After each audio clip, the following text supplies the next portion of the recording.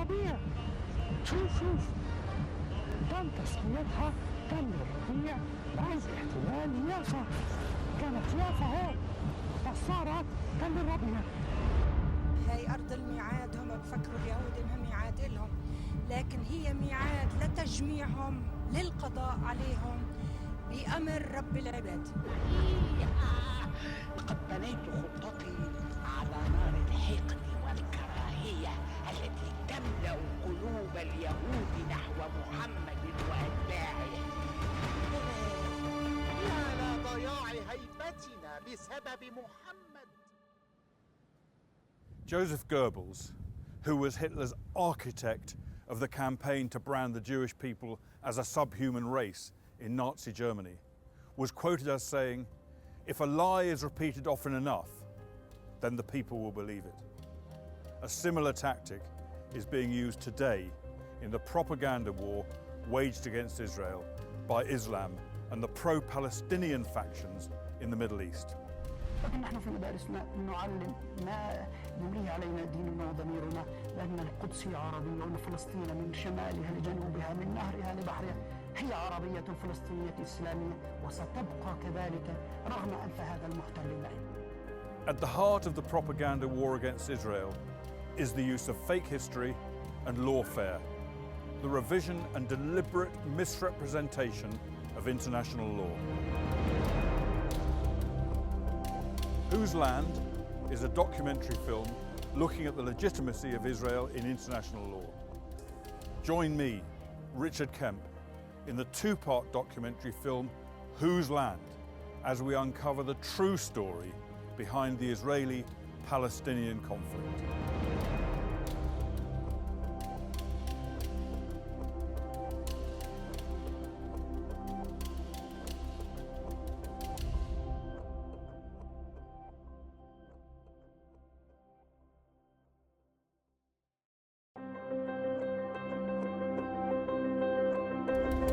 The city of Jerusalem up to the mid-19th century was contained entirely within the city walls.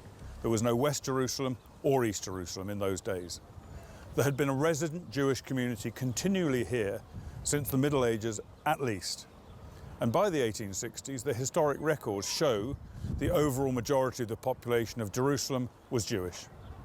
When you look at the eyewitness accounts of people who travelled to the Holy Land in the 19th century, they speak of a land that was both desolate and sparsely populated.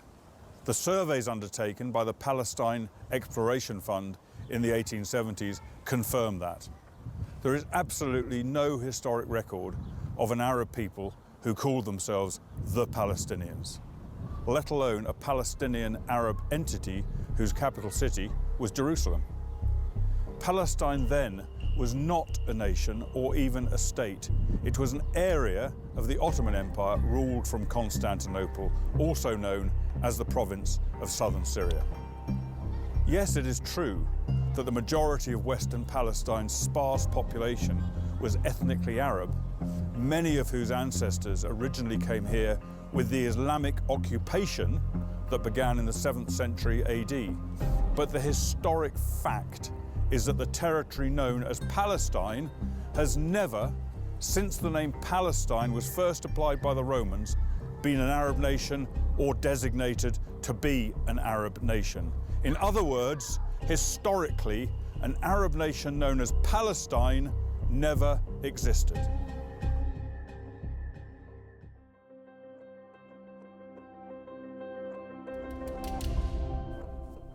In the 1880s, the balance of Palestine's sparse population began to change with a significant influx of Jews fleeing from the pogroms in Russia. Increasing anti-Semitism in Europe saw the birth of the Zionist movement led by Theodor Herzl, whose aim was to bring about the formation of a Jewish state in Palestine. Although Herzl never lived to see his dream fulfilled, the First World War brought the beginning of its realization. At the same time, an Arab nationalist movement within the Ottoman Empire was beginning to emerge. As the war on the Eastern Front progressed, both the British and French governments started to consider how the Ottoman Empire would be divided up in the event of its defeat. Where would the aspirations of the Zionist movement fit into it? And where would the Arab nationalist movement fit into it? On the 31st of October 1917, as the War Cabinet met here in Whitehall to decide the final wording of what became known as the Balfour Declaration, the news of the victory in Beersheba reached London on the day that the letter from Lord Balfour to Lord Rothschild was signed on the 2nd of November 1917. His Majesty's government view with favour the establishment in Palestine of a national home for the Jewish people. The fall of Beersheba into Allied control paved the way for the conquest of Jerusalem and to bring the ancient Jewish homeland under British rule. A year later, on 31st of October 1918, the Turkish Ottoman Empire surrendered to the Allies.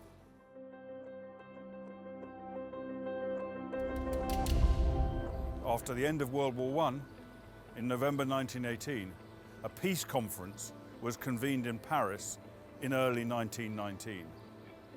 The Balfour Declaration, which had the full support of the Allied powers, was a pledge to facilitate the formation of a Jewish national home in Palestine.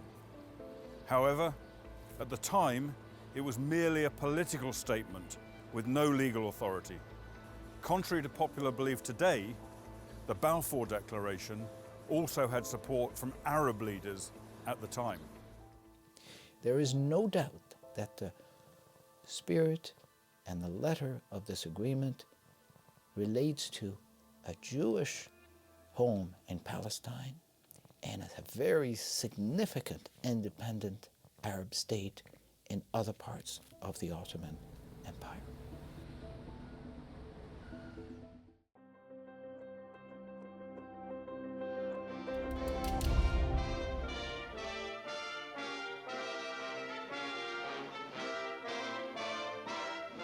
In 1917, Lord Allenby conquered the Holy Land, and the Jews were promised a national home in Palestine by the Earl of Balfour, a policy endorsed by Woodrow Wilson and by the League of Nations, which made Palestine a British mandate. San Remo, from the legal point of view, is the major link between the Balfour Declaration of 1917, which was a promise, but it wasn't a legal commitment, it wasn't a legal document, it's a vital historic document. But San Remo turned it into an international commitment. The San Remo Resolution of April 1920 was later unanimously endorsed by all 51 countries of the League of Nations. Minute 12 of the War Cabinet meeting of the 31st of October 1917 records Lord Balfour's intentions as follows. As to the meaning of the words national home, to which the Zionists attach so much importance, he understood it to mean that some sort of British, American or other protectorate under which full facilities would be given to the Jews to work out their own salvation and to build up, by means of education, agriculture and industry, a real centre of national culture and focus of national life. So there was no doubt that when the Balfour Declaration was issued, it meant a Jewish state. However, the idea that the possibility of the Jewish national home becoming a Jewish state was later denied by the British government.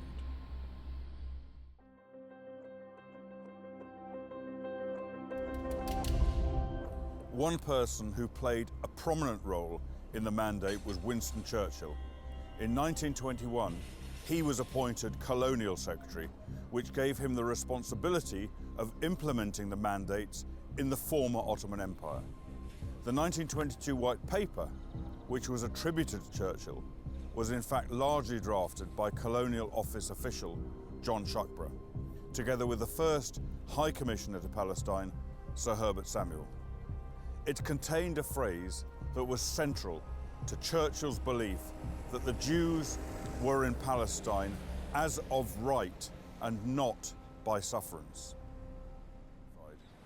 Following the Cairo Peace Conference of March 1921, Churchill was under pressure to fulfill the aspirations of Emir Faisal and his brother Abdullah, As a result, he drew a line down the Jordan River, and 77% of Palestine was designated for Arab settlement exclusively.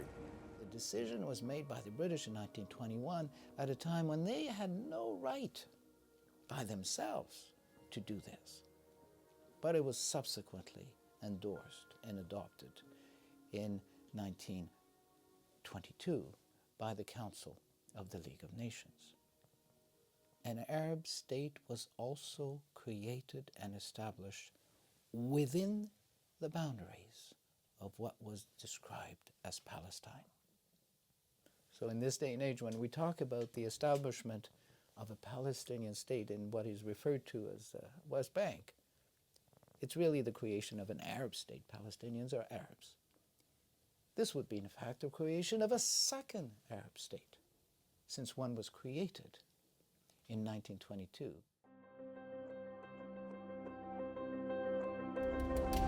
During July 1922, the British Parliament debated and finally approved what was known as the Churchill White Paper.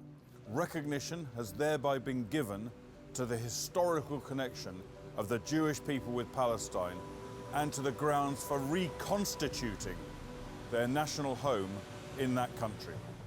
Article 2 of the mandate states, the mandatory, that is Great Britain, shall be responsible for placing the country under such political, administrative and economic conditions as will secure the Jewish national home.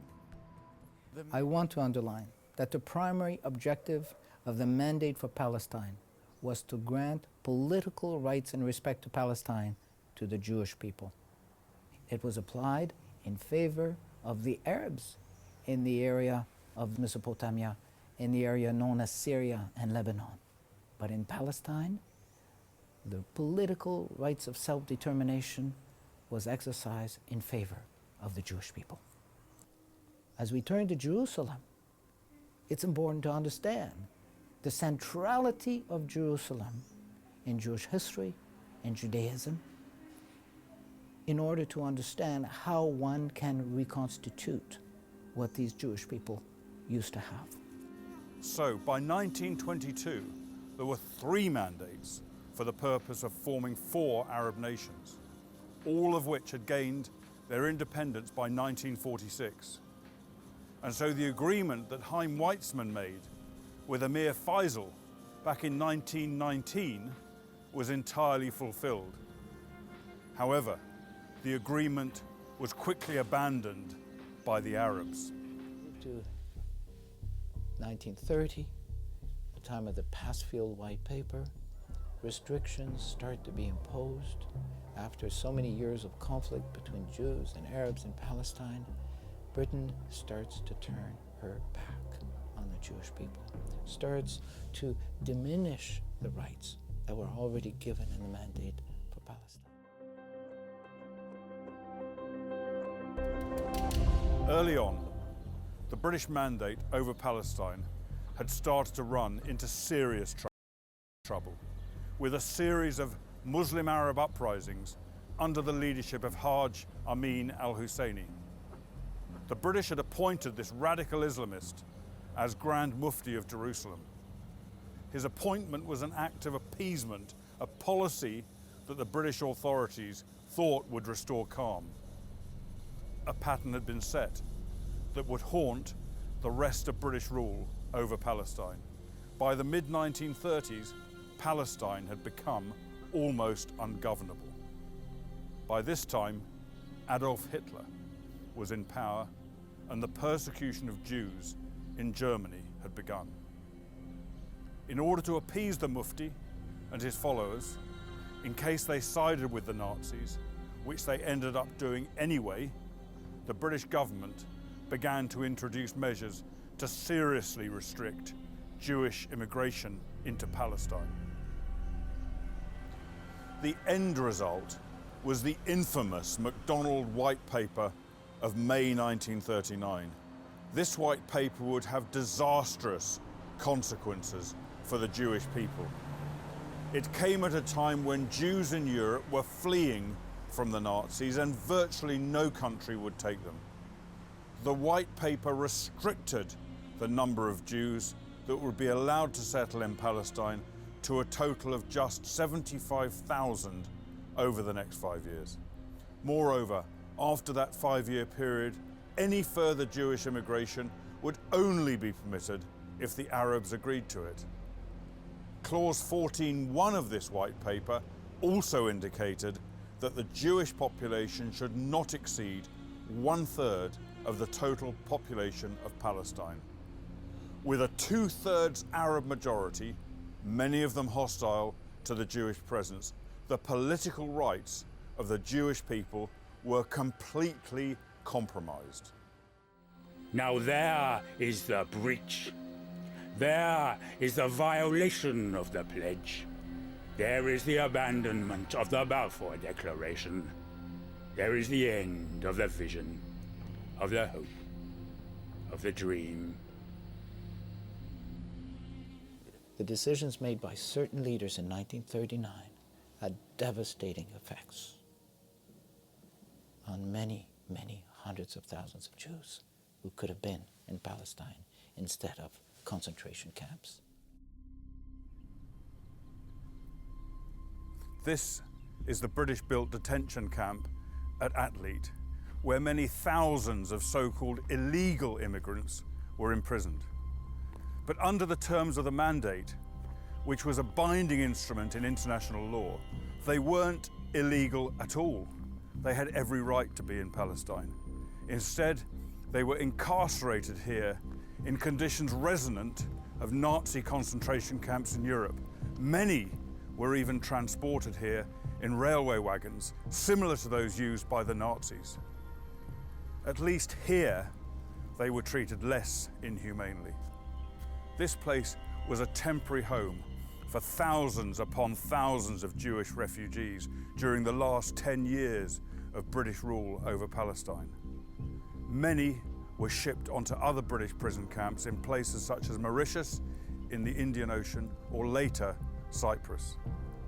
Another tragic aspect to this story is the fact that by the end of the war, 6 years after the 1939 White Paper, less than half of the quota of 75,000 Jews had actually been admitted to their historic homeland in Palestine. A mere 36,000 immigration certificates had been issued. Meanwhile, in Europe, at least 6 million Jews had been slaughtered by the Nazis and their collaborators. After the war, Britain did extend the 5-year term of the White Paper until the end of 1945, when the quota of 75,000 was fulfilled. But it was too little, too late. In Europe, hundreds of thousands of Jewish survivors of the Holocaust, many of whom had lost all of their family members and their property, were now homeless refugees with nowhere to go.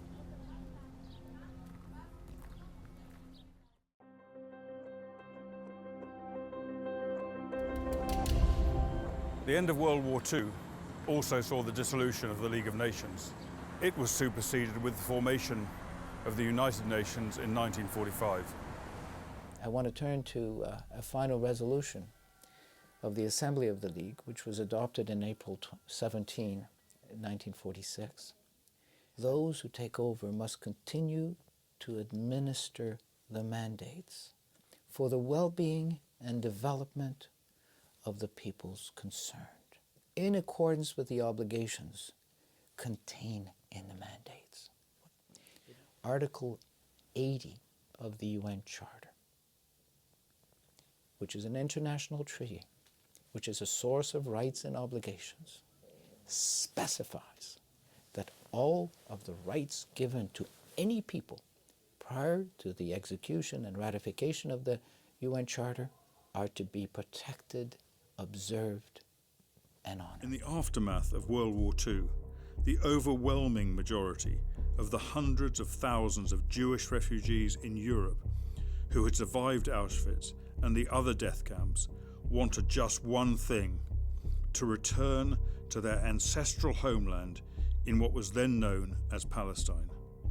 But the British government, contrary to the terms of the mandate she had signed up to in 1922, kept the doors of what had been designated under international law as the Jewish homeland firmly closed.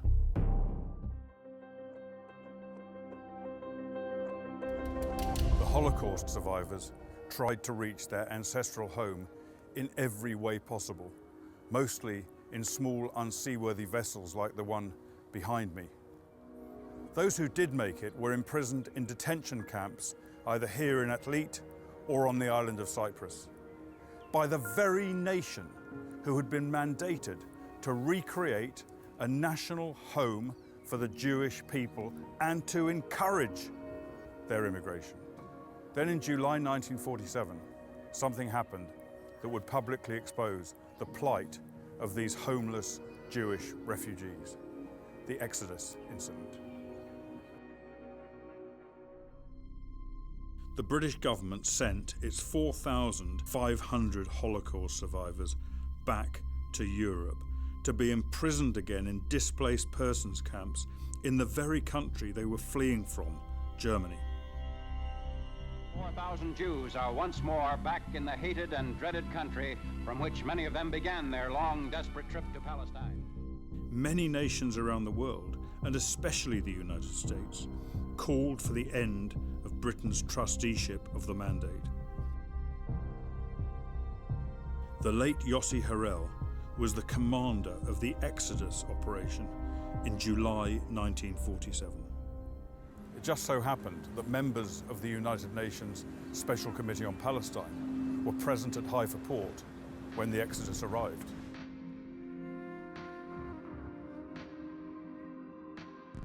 What they witnessed was the catalyst that brought about the historic Resolution 181 at the UN General Assembly on the 29th of November 1947. It is often claimed that this historic vote not only gave legitimacy to the State of Israel in international law, but also to the Palestinian Arabs for their own state as well. Is this the case? The answer is no.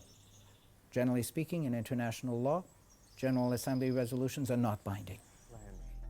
When the State of Israel was created on the 14th of May 1948, it was created or established on the basis of preceding the Remo Resolution, which was incorporated into the mandate for Palestine, which then transported itself or became the State of Israel.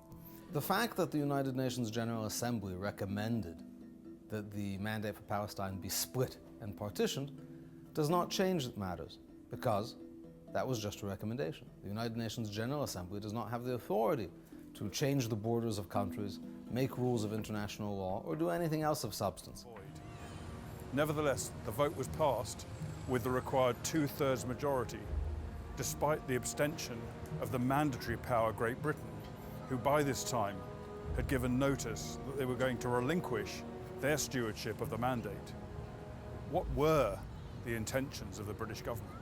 Britain went to the United Nations hoping that they will decide that the whole country will be given to the Arabs, to King Abdullah from Jordan, because King Abdullah was, his chief of staff, John Glab Pasha, he was a British officer.